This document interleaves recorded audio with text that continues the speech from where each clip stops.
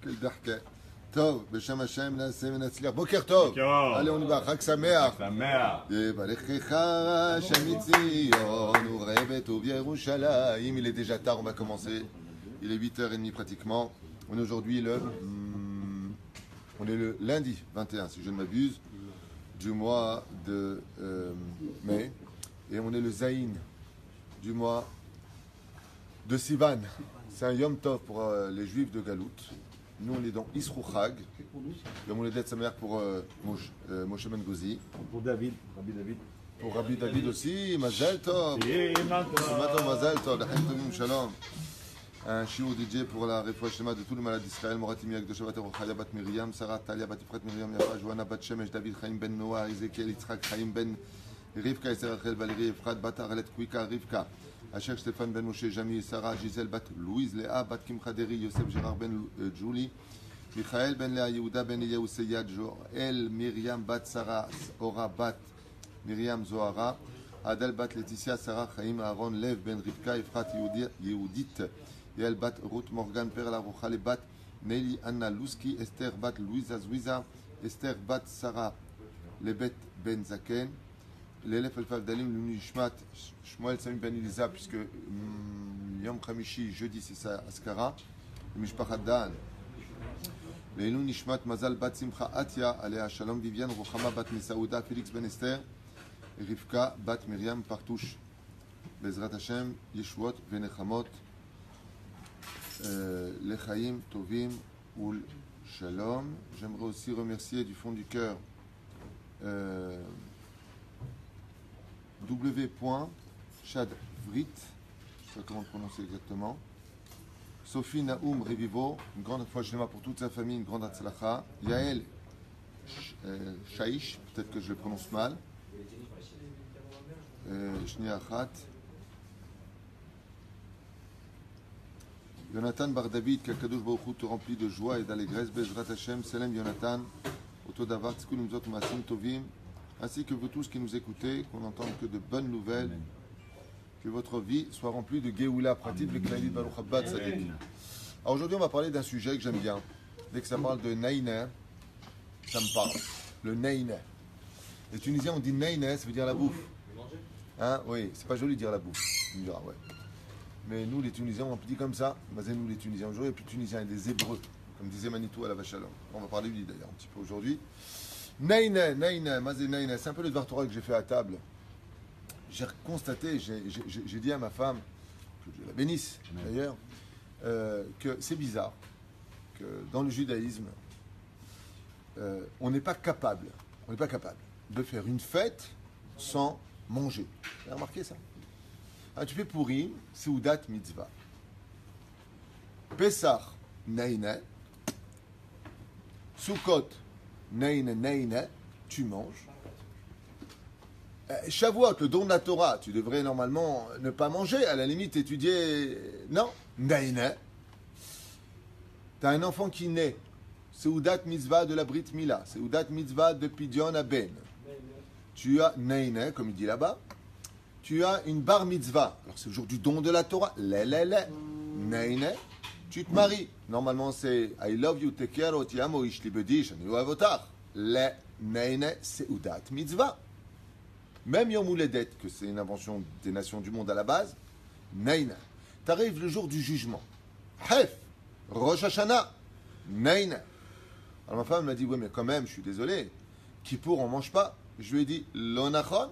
À toi, tu dois faire minimum entre 5 et 7 séoudot la veille. Et pourquoi dit le Ben Ishraï? Pour Naïna de Yom Kippour que tu ne vas pas manger. Ça veut dire avant la veille de Kippour, ouais, tu dois manger les repas de la journée de la veille de Kippour et les repas de la journée de Kippour avant Kippour. Ça veut dire que même à Kippour, quelque part, Igdam ta troufa la maka. Ça veut dire que tu dois justement précéder cela. Et c'est considéré comme un jeûne. Et c'est considéré comme un jeûne, exactement dit le Ben Ishraï, si tu manges pour la journée de la veille de Kippour et pour Kippour lui-même, ce que tu vas manger est considéré lui-même comme un double jeûne. Ça veut dire tu auras, parce que tu as mangé, ça ne va pas. Si j'ai mangé, je n'ai pas jeûné, eh bien on te dit si. Comme ça écrit Maran Ben Ishraï. Celui qui fait les 5 à 7 séoudot, ça dépend, il y a plusieurs déotes. Minimum c'est 5. En tout cas, pourquoi 5? On estime que tu vas en faire 3 la journée et 2 pour le lendemain. Ça veut dire que quelque part, la Torah mideoraita, elle te dit, tu jeûneras, veinu et nafshotechem ba'asiri li chodesh hashevi'i, le 10 du mois, du 7e mois de l'année juive, quand on est sorti d'Égypte, ouais. Et donc, à ce moment-là, qu'est-ce qu'on vient nous dire? On vient nous dire, attention, le jour où tu jeûnes, ouais, mideoraita, tu dois jeûner. Les 5 Inouïm. Tu ne mangeras pas, tu ne boiras pas, tu ne dormiras pas à côté de ta femme, tu ne passeras pas d'huile sur ton corps, et tu ne mettras pas de chaussures en cuir. C'est les 5 interdits de la Torah. On te dit non, la veille, il faut porter du cuir, il faut ceci, il faut que tu manges, il faut que tu bois, il faut que tu manges, il faut que tu bois. Mais pourquoi tu veux me forcer à manger? À Kedekar, qu'on en a fait une blague. On dit qu'un homme, Haridi, un homme qui est pieux, s'il est au régime, c'est qu'il n'est pas religieux. Pourquoi? Quand est-ce qu'il va commencer son régime? C'est pas possible. S'il dit par exemple, après Shabbat, bon tu sais quoi, Radouach, je fais le régime. Comment on dit en tunisien le régime? Demain. Un tunisien, comment on appelle le régime, Rabbi David? Demain. Seulement on lui dit, quel demain? Quel régime? Tu es fou quoi? C'est le mariage de ton cousin. Allez, on va au mariage de son cousin. Bon alors lundi. Lundi. Mais tu es fou quoi? Ton frère il a eu un bébé, t'as oublié que c'est la Brite? Même la veille de la Brite, Brit Yitzhak. Un truc de ouf. Brit Yitzhak. Qu'est-ce qu'il y a? Neina. Qu'est-ce qu'on mange nous? La Qaïla. Tu t'en sors pas. Tu ne t'en sors pas. Tu sors de Pessah, trac. Même ce qu'on ne nous a pas demandé, on invente. Ça veut dire quoi? La mimouna. Ce qu'on dit, si tu n'as pas atteint les 90 kilos pour une femme et les 110 kilos pour un homme, c'est pas valable dans le judaïsme. Il faut que tu manges maintenant du sucré. C'est la mimouna. Non mais c'est un truc de fou. Vous avez jamais posé la question? Dans le judaïsme, il n'y a pas de fête, il n'y a pas d'évolution sans manger et boire. Il n'y a pas. C'est un truc de fou. Même quand tu dois jeûner la veille, alors ma femme me dit, qu'est-ce que tu dis de Tisha B'Av? Je lui dis, ah bon? Comment tu commences Tisha B'Av? C'est quoi la première mitzvah de Tisha B'Av quand tu rentres dans la fête? C'est quoi la première chose que tu rencontres de Tisha B'Av? Mais c'est Ouda Mafseket. Elle me dit, ah oui, c'est vrai. Même Tisha B'Av. Quand tu viens pour entrer dans Tisha B'Av, où là tu manges pas et tu bois pas, on te dit, Habibi, Stanna, première mitzvah qui commence et qui commémore Tisha B'Av, ça s'appelle Seuda Mafseket. Le repas avant le jeûne. Donc, avec quoi t'accueilles Tisha B'Av? Avec une Seuda Mafseket où chacun mangera dans son coin, on ne fait pas de zimoun, on se met chacun de côté. Mais attends, mais j'ai pas compris pourquoi. C'est ce que je voudrais développer avec vous. Lama Be'etzem Bayadut, pourquoi est-ce que dans le judaïsme, il n'y a pas de fête sans la Seudat Mitzvah? Ad Kedekar, que le Ben Ishraï nous dit quelque chose qui est même, je dirais, pratiquement révoltant pour des oreilles. Que le Ikar du Shabbat, c'est les repas. Lo nitnu Shabbatot v'yamim tovim ela shi'asku b'Torah bilvad. Le Shabbat et Yom Tov nous a été donné du ciel pour qu'on s'occupe de la Torah si tu n'as pas le temps de le faire pendant la semaine. Donc quand une personne dirait, moi je travaille du matin au soir, je rentre le soir, je suis crevé, le temps de voir un peu ma femme, mes enfants, je dors directement sur le canapé. On lui dit, ok, tu sais quoi? Alem Shum, Fadal, allez, on va accepter cette ta'ana. Et qu'est-ce que tu fais de Shabbat et de Yom Tov? Là-bas, Shabbat et Yom Tov, tu ne travailles pas. Donc tu aurais pu, la Asok Batorah, au moins 1 heure ou 2. Surtout qu'on sait que pendant Shabbat et Yom Tov, celui qui étudie la Torah 1 heure est considéré comme si qu'il a étudié 1000 heures pendant la semaine. Donc même si tu viens dire, je n'ai pas le temps d'étudier, la quantité se multiplie fois 1000. Il y en a qui disent fois 10 000. Plusieurs déotes. Abel Ben Ishraï dit fois 1000. Mais la reine, il n'y a pas de Tana. Viens le Ben Ishraï te dit, Kol Ikar Shabbat pe Seudot En. Tout le Ikar du Shabbat, c'est les Seudot. Lama, le pire de l'histoire, ou plutôt le meilleur de l'histoire, c'est que nous avons des brachot à faire tous les jours. Tous les jours, nous avons mea brachot à faire. Une des plus importantes de toutes est reliée aussi à la nourriture, bizarrement. Asher yatzar et adam bechokma uvoravo nekavim nekavim chalulim chalulim. Le Ben Ishraï dit que de toutes les bénédictions que nous ont données les chachamim, Asher yatzar et adam et berumo shel olam. Asher yatzar et adam, elle est de Oraïta ou des Rabbanan? Elle est de la Torah ou des Chachamim? Elle est des Rabbanan. Et elle est la plus importante. Et quand est-ce qu'on fait Asher Yatzar et Adam? Quand on sort des toilettes. Ça veut dire que quand tu vas expulser de toi le psolète, c'est-à-dire le mauvais de la nourriture triée grâce à la maréchette, c'est-à-dire au système que le Créateur du monde t'a donné comme le foie, les intestins, les reins qui vont trier ce qui reste et ce qui ressort de toi, la bracha la plus importante et la plus élevée d'entre toutes les bénédictions, eh bien, c'est Asher Yatzar et Adam, où il y a 45 mots, Gematria, Adam. Et ça, c'est pour retirer quoi? Le psolète, c'est-à-dire le mauvais de la nourriture qui est en toi. C'est la plus haute bracha. Le plus darka de l'histoire, c'est le plus épatant, le plus étonnant, le plus incroyable. C'est que la bénédiction, par contre, de toutes les bénédictions que nous avons, qui est la seule qui est des Oraïta de la Torah, c'est le Birkat Hamazon. Et une fois de plus, on constate que le Birkat Hamazon, il est de Oraïta. Ve'achalta, ve'savata, ve'erachta et Hashem Elokecha. Mashma mikan, que la seule bénédiction que nous ayons, qui soit des Oraïta, c'est Birkat Hamazon. Tashomé Rabbi Asher. La seule bénédiction midéoraïta que nous avons dans toutes les brachot de la journée, c'est le Birkat Hamazon qui est le remerciement après avoir mangé le repas. Et la plus importante des bénédictions des Rabbanan, c'est laquelle? Asher Yatzar et Adam, qui est la bénédiction qui vient une fois que tu retires de toi la nourriture. Ça veut dire que dans le judaïsme, quand tu prends les deux plus grandes bénédictions de toutes les brachot que nous avons, Poker Heverim, Matir Asurim, Malbish Haromim, ouais, Shakon Yabid Baro, la plus importante de toutes, c'est Dafka, Asher Yatzar et Adam. Quand tu as fini de manger, tu vas expulser de toi les psolètes, le mauvais de la nourriture. En Gadol Emena, Asher Yatzar et Adam, notre refoua en dépend. Ben Ishra, il dit tout celui qui dit Asher Yatzar et Adam bekavana gdola meod, il enlève de lui toutes les maladies. Alors, tu vas me dire, une fois, quelqu'un m'a dit, qu'est-ce que tu fais des tzadikim? Tu veux dire que Baba Saleh, il n'a pas fait, le Rabbi Lubavitch, il n'a pas fait comme il fallait, le Rav Yosef, il n'a pas fait comme il fallait. Alors, j'ai répondu une chose que j'ai lue au nom de Rabbi Haïmi Paladji Zatzal. Il disait que les tzadikim, quand ils sont malades, c'est pas pour leur faute à eux, c'est la faute des autres. Donc, eux, ils prennent sur eux la mahala des autres, qu'aider les vakesh mechila. Comme eux, ils savent demander pardon pour le peuple, mechila. Alors, ils endossent sur leur dos la mahala des autres.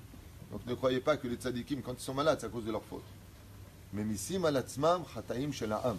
Ils mettent sur leur dos les fautes des enfants d'Israël. Comme on l'a vu avec Rabbi Elazar ben Rajbi qui disait Chavivim alaya isurim. Venez, venez sur moi les isurim. Et d'où ils venaient ces isurim? Ils venaient de la faute du peuple d'Israël. Au lieu de les taper eux, ne les frappe pas. Donne sur moi les fautes des enfants d'Israël. Bani yamshichim zelelu. Yisrov lilmot Torah be'ezrat Hashem. Le Pérouche Adabar. Azma sheken meod ma'anien. Ce qui est très intéressant, c'est pourquoi Dafka dans la Yahadout, la achila, elle est si. La achila, ça veut dire la nourriture, le repas, est constamment tapé à la porte du juif. Ça n'existe pas. Quand tu vois le monde Haredi, tu vas au Sherad, par exemple, ou Yochananov, ou l'autre, comment il s'appelle, Rami Levi, peu importe les supermarchés qui existent. Veille de fête, dans la semaine qui précède les fêtes, c'est impressionnant de voir que toutes les mamans, les papas, ils sont là avec des caddies qui n'en finissent pas, des montagnes de caddies, des montagnes avec les enfants qui sont dessus, dessous. Maman, maman, je prends. Et tu te poses, moi je me pose toujours la même question. Quand tu arrives à la caisse, c'est pas, t'as pas 100 balles. C'est un truc de fou. C'est 1800 shekels, 2000 shekels pour les fêtes, 1300 shekels. Et à chaque fois j'observe, je me dis, mais comment ils vont faire? Comment on va faire? Parce que par exemple, tu as Pessah. C'est un billet de 2500 shekels avant les fêtes. Mais c'est pas fini, hein. Tu as chez Vichel Pessah. Ouais. Encore un billet de 1000 shekels. D'accord? Mais comment on fait? Vous avez remarqué le créateur du monde, combien il est doeg pour ça? Et celui qui n'a pas, qui n'a vraiment pas. Il y a 5000 colis qui ont été, nous, on a donné des sommes astronomiques grâce à vous, grâce à vos dons pendant Pessah qui est arrivé. On a fait peut-être 40 familles, 35 familles, 40 familles avec un billet de 3000 shekels. On a pu aider grandement de quoi faire les fêtes. Comment? C'est incroyable, cette mobilisation pour manger. À Atkedekar, vous avez remarqué un truc de fou? Les gens n'ont rien compris, les pauvres. Ils ne connaissent pas la vraie valeur de la Torah. Ce n'est pas une insulte. Ce n'est pas péjoratif ce que je dis. Il y a une explication derrière chaque chose. Tu viens demander à un mec loin du judaïsme. Le mec, il est assimilé. Tu peux aider le kollel.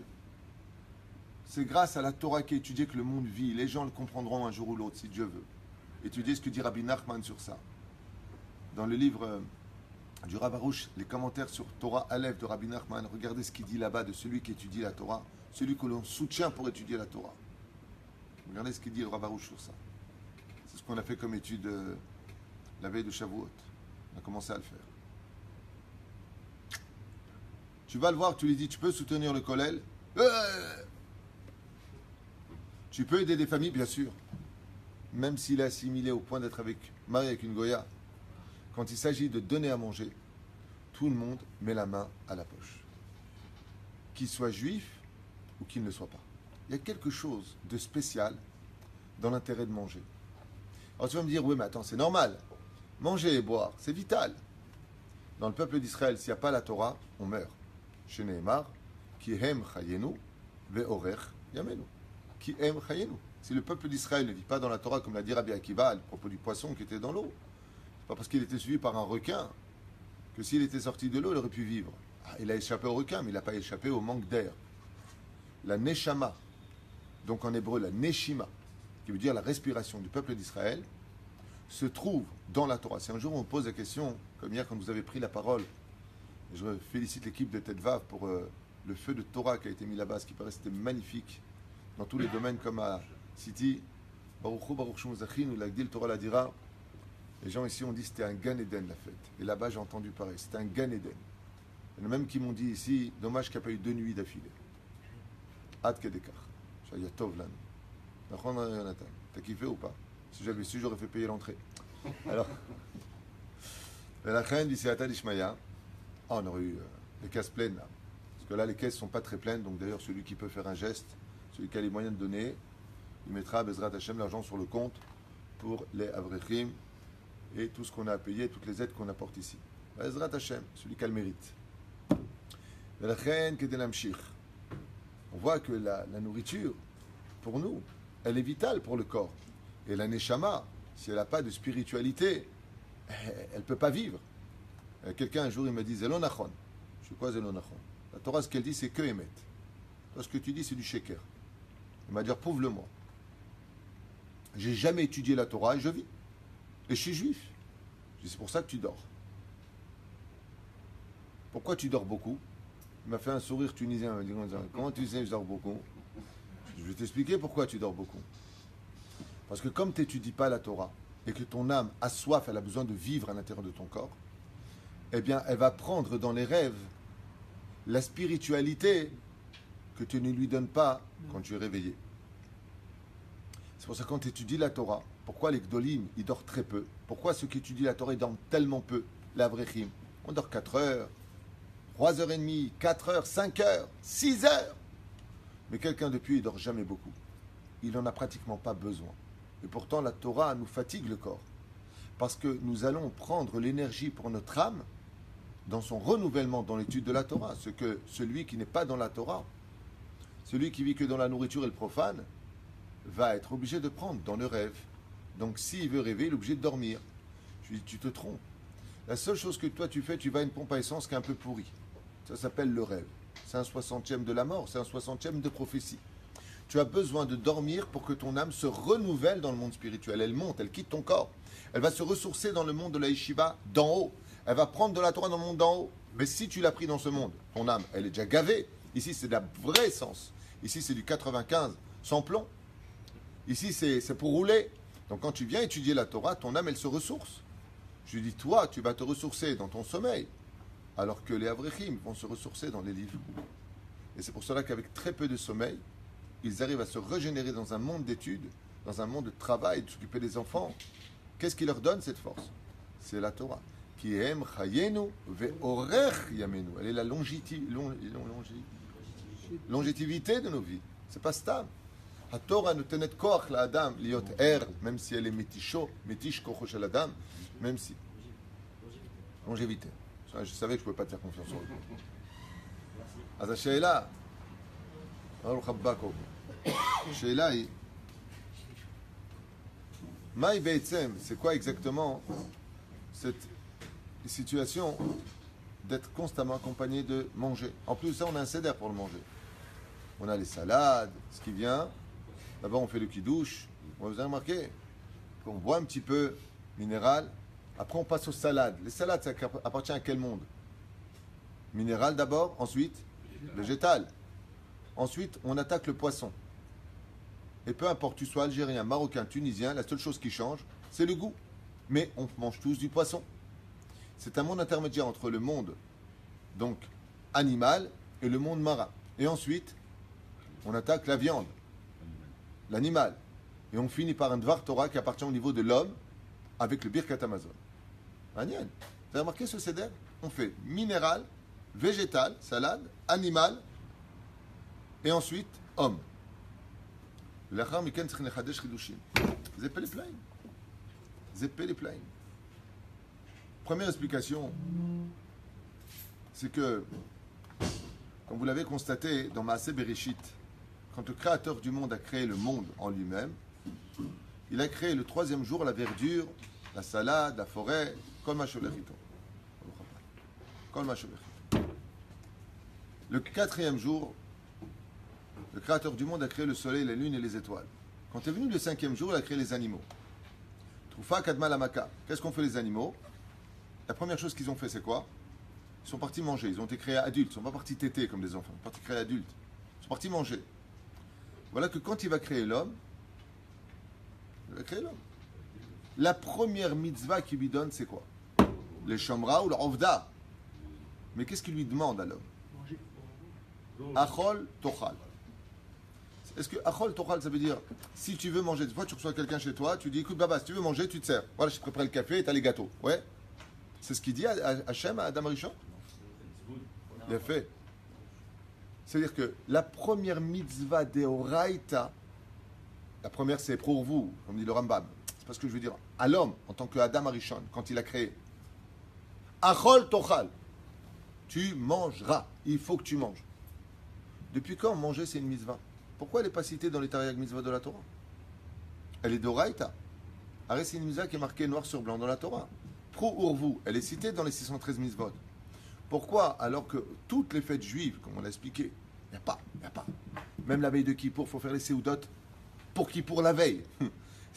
Tchabéab, jeune, les Seouda Mavseket. Tu rentres avec la Seouda. Pourquoi? Il n'y a pas, on peut pas faire une fête sans. Non, tu reçois un enfant. Brit Mila, on l'a expliqué, toute la liste. Il n'y a pas de juif sans manger. Il faut que tu grossisses. Il n'y a pas.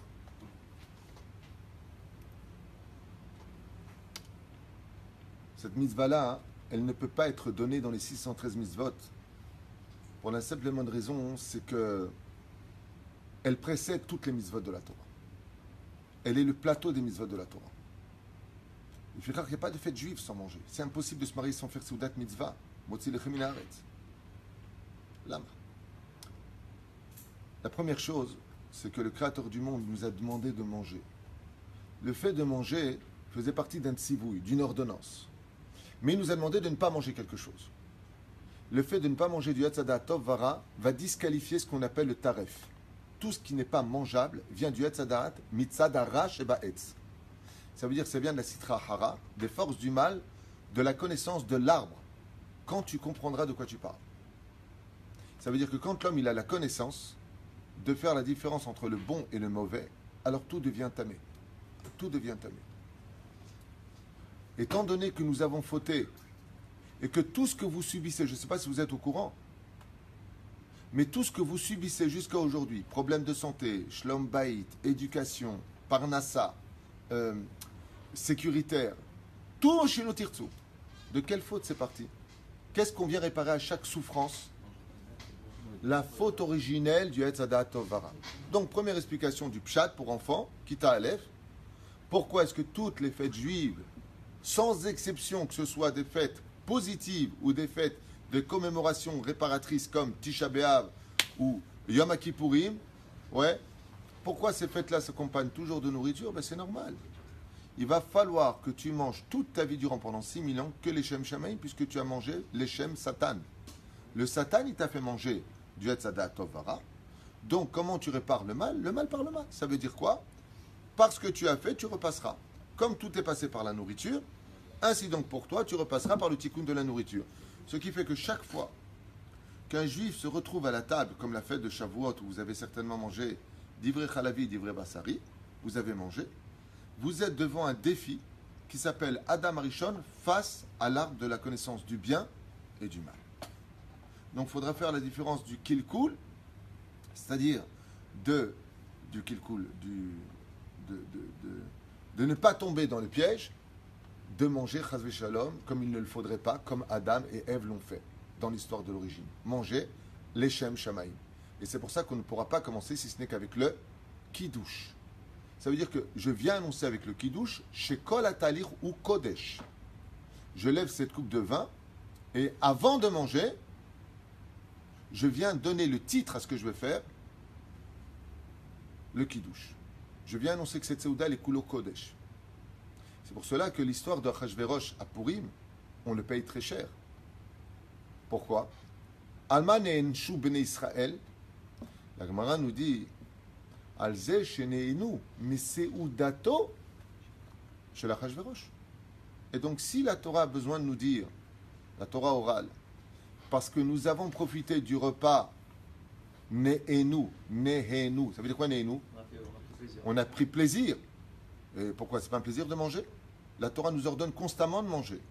Oui, enfin, Marshava, c'est la bouche. Ken avala makatu Nehenu miseudato shel Bale Apuke Hachem. En ça, c'est une faute.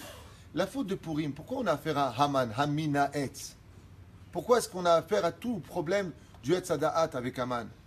Parce que le jour de Purim, en mangeant dans la Séouda de Achashverosh, nous avons recommencé la faute originelle de remanger de la connaissance de l'arbre du bien et du mal en l'honneur du Satan, c'est Achashverosh. Zé Aïnyan. Ça veut dire que nous n'avons pas mangé en l'honneur d'Hachem, nous avons mangé en l'honneur du mal. Pourtant, tout était cachère. Oui, peut-être. Mais tu n'as pas mangé en l'honneur d'Hachem. Ce qui fait que chaque repas que nous faisons, c'est le tikkun du Yetzadat Tovara. C'est par ce biais-là, comme vous avez mangé, il va falloir que vous mangez tout le temps, toutes les fêtes juives, toutes les occasions, mangez. Mais en l'honneur d'Hachem. En l'honneur d'Hachem. Il faut raconter qu'un rabbin était dans une auberge en Russie, et l'auberge était juive, et ça a arrêté une chayara de curés. Ils sont rentrés comme ça dedans, et eux aussi ils ont mangé. Alors l'aubergiste qui était religieux, il leur a servi à manger, et le curé il a regardé le rabbin, il leur a dit, vous voyez en fin de compte, monsieur le rabbin, moi je suis curé, vous êtes rabbin, vous mangez, je mange, quelle différence entre nous? Le rabbin il a regardé, il lui a dit, vous mangez parce que vous avez faim, et pour vous-même. Il lui a dit, moi, je mange parce que j'ai besoin de 100 brachot par jour. J'ai mangé un peu de pain, la quantité pour faire mon birkat Amazon. Ça veut dire que, ce qu'il a voulu dire le rabbin, c'est que nous, les juifs, on doit se travailler et ne pas commettre l'erreur fatale de dire, non, pas de pain, j'ai pas envie de faire birkat Amazon. Attends, il y aurait les dargat goy. Parce que lui aussi, il mange, il le dit le curé. Moi aussi, je mange. Lama ni ochel, kedeliskot. B. Al netilat yadaim.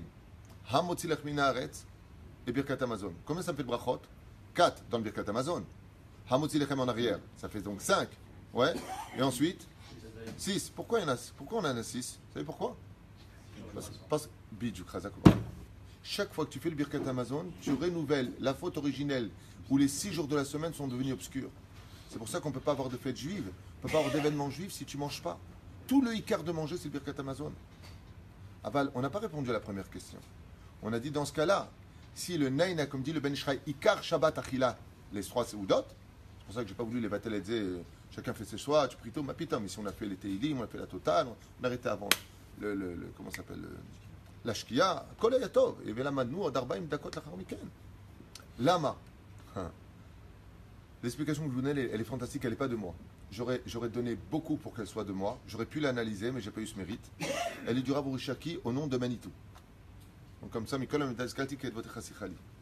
Extraordinaire cette explication. Manitou, vous savez que j'ai fréquenté pendant 2 années, j'ai étudié avec lui, j'étais un de ses élèves, en 1988 et 89. C'est un homme qui était très controversé dans sa hashkafa. Pourquoi les Da'ati? Parce que, pour moi, je dis bien en mon nom, il avait une Torah, quand tu dis qu'une Torah trop en avance, comment on dit? Moderne. Non. Non, il y a un mot pour ça en français. C'est un précurseur. Non, oui, c'est pas le mot. C'est pas un précurseur. Avant-gardiste. Avant-gardiste. Merci, c'est ça que je cherchais. Trop fort, bien Enara. Michel Belach. Avant-gardiste. Manitou Alav Shalom, il disait des choses qui étaient très profondes. Vous savez que c'était un très grand Mekoubal. Les gens ne le savent pas, mais je peux vous affirmer, j'ai fait Kippour avec lui. C'était un vrai Mekoubal. Il a donné explication à cela. Un jour, en cours, il a dit pourquoi Bémet, le fait de manger est si important dans le judaïsme, parce qu'on le voit dans toutes les occasions. Et c'est pas cité dans les 613 mitzvot de la Torah. Il dit qu'il pas shoot meod. Quand on enseigne Rabbi Nachman, le Yetzer Hara, il travaille l'homme dans l'orgueil. Et c'est quoi l'orgueil? C'est de faire croire à l'homme qu'il est boré. C'est-à-dire qu'il est Dieu. Tu ne me parles pas comme ça à moi. Je. Ça, non. Il y a juste une chose au monde qui rappellera à l'homme qu'il n'est qu'une créature, c'est la nourriture. Et Manito a expliqué pourquoi. Il a dit parce que si tu es Dieu, c'est qu'automatiquement tu n'es pas dépendant de l'extériorité à ta propre personne. Si une personne est dépendante d'autre chose qui est extérieure à lui, c'est automatiquement une créature. C'est un clal de l'étude, c'est un clal de la vie.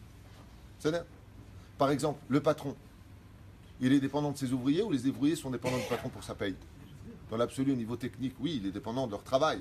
Mais qu'est-ce qu'il va faire? Ils ne sont pas bons, il les vire, il prend d'autres. C'est pas chou. Il dit le créateur du monde, il est dépendant de nous. Ou est-ce que lui, il est Zan Farnes dans Birkat Amazon, la colle?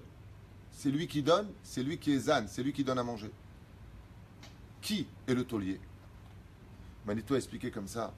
Il dit c'est normal qu'on ne cite pas le fait de manger dans les 613 mitzvot. Pourquoi on dit Soudat mitzvah? Mais il faut ça Katou.